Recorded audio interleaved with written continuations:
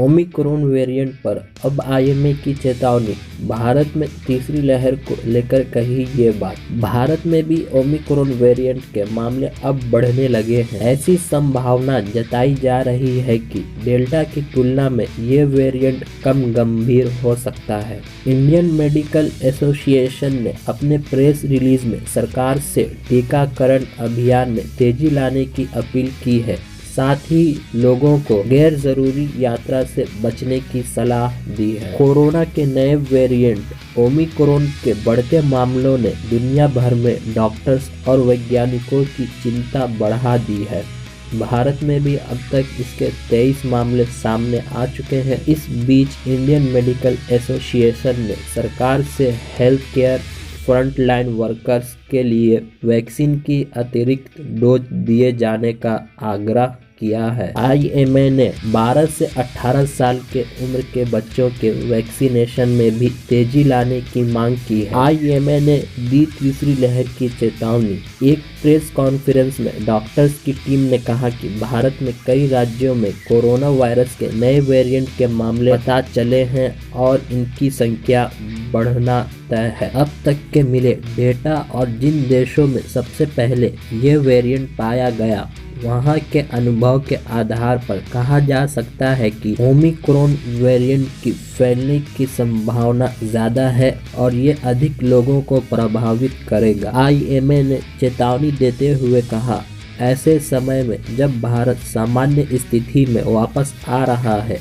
यह एक बड़ा झटका है। अगर हम इसे रोकने के पर्याप्त उपाय नहीं करते हैं तो ये एक तीसरी बड़ी लहर साबित हो सकती है। आईएमए ने कहा कि अब तक हुए वैक्सीनेशन ने यह साबित किया है कि यह संक्रमण के गंभीर रूपों को रोकेगा। उन्होंने कहा, अगर हम वैक्सीनेशन पर पूरा ध्यान देते हैं तो भारत निश्चित रूप से ओमिक्रॉन के प्रभाव को दूर कर सकता है। आईएमए ने सभी से वैक्सीनेशन को प्राथमिक एजेंडे के रूप में लेने की अपील की है। साथ ही ये सुनिश्चित करने की भी अपील की है कि सभी जरूरतमंदों को वैक्सीन की दूसरी डोज उपलब्ध कराई जा सके। अपने प्रेस रिलीज में आईएमए ने कहा कि ओमिक्रॉन गंभीर संक्रमण नहीं फैला रहा है, लेकिन डेल्टा की तुलना में ये 10 गुना ज्यादा खतरनाक है। इसीलिए सरकार और सभी स्टेक होल्डर्स को